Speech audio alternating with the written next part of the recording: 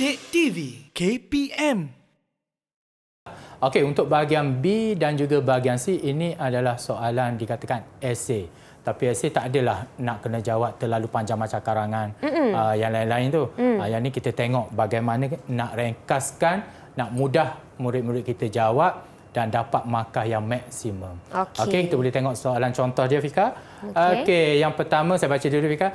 Rajah 1.1 dan rajah 1.2 menunjukkan graf hubungan arus I dengan beza keupayaan V konduktor. Bagi satu konduktor lah, sudah ada dua, kita nampak dua perbandingan, dua perbezaan grafnya. Satu graf kita nampak garis lurus, satu lagi yang melengkung. Okey, kita pergi kepada soalan yang ni rajah di mana murid kita perlu tengok perbandingan dua itulah. Okey, rajah yang ditunjukkan, kita tengok soalan yang pertama. Okey, A, ada nak jawab A? Okey, siapa nak jawab? Sarafuddin nak jawab ke? Mic dah buka tu. Okey, boleh Sarafuddin. Jenis konduktor. Okey. Rajah 10.1. 1.1. Bukan 10. Rajah 1.1. 1.1. Okey. Jenis konduktor OHM, hubungan V dan I. V berkadar langsung dengan I. Okey. Contoh konduktor, konstantan dan nikrom. Okey, untuk rajah 1.2? Rajah 1.2 pula, jenis konduktor bukan OHM. Okey, bukan hubungan V dan I. V tidak berkadar langsung dengan I. Okey. Contoh konduktor pula, mentol dan diod. Okey, yang tu dia bagi macam dia tulis satu ayat untuk satu rajah. Yang paling ringkasnya kita buat dalam bentuk jadual. Mudah nampak perbandingan. Sebab dia sebut bandingkan tak ada masalah. Dia bagi dalam bentuk ayat pun boleh. Boleh je, dia tidak ada satu kesalahan. Janji ada tiga poin yang dekat situ. Okey, 3 poin yang diberikan. Contoh jenis konduktor. Okey, untuk rajah 1.1, rajah 1.2 seperti yang terpaparlah kita tengok tu. Maksudnya jenis konduktor dia untuk 1.1 ohm, bukan ohm. Rajah 1.2 hubungan V dan I, V berkadar langsung dengan I. Satu lagi V tidak berkadar langsung dengan I. Contoh konduktornya konstantan ataupun nikrom. Manakala untuk rajah 1.2, contoh konduktornya mentol ataupun diod. Okey, yang ni lebih mudah dan lebih senang untuk saya bagi markah kepada murid untuk pentaksiran dia. Okey, seterusnya soalan B. Okey. Ada yang nak baca dan bagi jawapannya? Okey, Airul. Jadual 10 menunjukkan hasil dapatan seorang murid untuk membandingkan kesan pemasaran pembakar roti yang menggunakan air 5 pemanas X dan Y. Pembakar roti tersebut disambung kepada bekalan kuasa 240 voltan. Okey. Nyatakan satu bahan yang boleh digunakan sebagai elemen pemanas. Jelaskan. Okey, guna bahan apa? Dawai nikrom. Okey. Penjelasan dia? Kerana mempunyai rentangan yang tinggi untuk menukarkan tenaga elektrik kepada tenaga haba. Okey. Jadual 10 tu dia bagi penerangan tentang elemen pemanas X dan juga Y. Kalau kita tengok yang pertama, jawapan dibagi tadi adalah dawai nikrom. Kenapa? Sebab dia mempunyai rintangan yang tinggi untuk menukarkan tenaga elektrik kepada tenaga haba. Kita nak panaskan roti lah, Syafiqah. Jadi dia perlu rintangan yang tinggi. Okey, seterusnya soalan yang kedua. Okey, yang ni pengiraan. Siapa tajuk nak cuba? Elektrik ni dia banyak pengiraan, Fika. Nampaknya begitu. Okey, siapa boleh? Fatini ke nak jawab?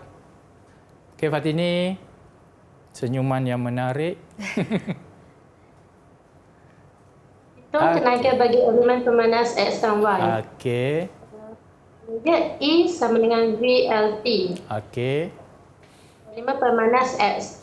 E sama dengan 240 darab 8.0 darab dengan 120. So kita dapat 230 400 Joule. Okey. Untuk elemen pemanas Y, E sama dengan 240 darab 3.0 darab dengan 180. Okey. Kita dapat 1029 Joule. Satu dua Okey. 600 J. Okey, banyak sangat nilai tu. So, kita betul. tengok betul tak dia bagi jawapan. Okey, dia kira satu-satu Syafika. Ya. Untuk pemanas air menggunakan formula E sama dengan VIT. So V digantikan 240, darab 8.0 darab 120 dia dapat 230,400 joule. Itu untuk pemanas X. Okey, untuk pemanas Y, elemen dia 240 darab 3.0 darab 180. So gantian tu kita letak je tempat yang asal dia. VIT dapat 129,600 joule. So di situ dapat elemen pemanas X 2 markah, elemen pemanas Y pun 2 markah, so dapat 4 Markah. dia jadi dapat 4 markah. Okey. Okey, seterusnya yang ketiga, yang ni dia berdasarkan jawapan tadi. Okey, dia nak jawab. Siapa nak jawab? Okey, Aina. Okey, Aina jawab. Berdasarkan jawapan anda di C2, Okey. jadi elemen pemanas yang paling sesuai digunakan dalam masa roti tersebut. Jelaskan pilihan jawapan anda. Elemen pemanas Y, kerana menggunakan tenaga yang paling kurang untuk mencapai satu suhu yang sama berbanding elemen pemanas X. Okey, tak apa jelas. Tapi saya dengar tadi elemen pemanas Y. Betul tak, Syafika? Ya, betul. Okey, kenapa? Sebab dia menggunakan tenaga paling kurang untuk mencapai suatu suhu yang sama berbanding elemen pemanas X. Tujuannya satu, kita nak menjimatkan Ya. elektrik dan mempercepatkan masa untuk kita makanlah. Betul. Okey, masak cepat, makan boleh jadi cepatlah. Okey, Setuju. sebab sekarang ni kita bergegas dengan masa. Masa. Okey, seterusnya. Cikgu, memandangkan kita telah pun sampai di Okey. penghujung kelas kita pada hari ini. Cikgu boleh sampaikan sedikit rumusan ringkas untuk sukses SPM 2022 hari ini. Okey, rumusan ringkasnya. Okey, apa yang kita dapat pada hari inilah. Yang pertama, Ya. murid kita dapat menerangkan hubungan antara arus dengan beza keupayaan tadi. Dia membezakan ciri konduktor ohm yang berdasarkan jadual tadilah dengan konduktor bukan ohm, faktor yang mempengaruhi rintangan. Okey, menerangkan pemilihan bahan berintangan tinggi sebagai elemen pemanas. Okey, menerangkan hubungan antara tenaga elektrik, beza keupayaan, arus dan masa. Juga dia boleh menerangkan hubungan antara kuasa, beza keupayaan dan juga arus, serta menerangkan nilai fuse yang sesuai untuk peralatan elektrik supaya peralatan elektrik kita tidak terbakarlah. Okey, yang tu dia punya kesimpulan untuk hari inilah apa yang kita belajar daripada awal hingga akhir. Didik TV KPM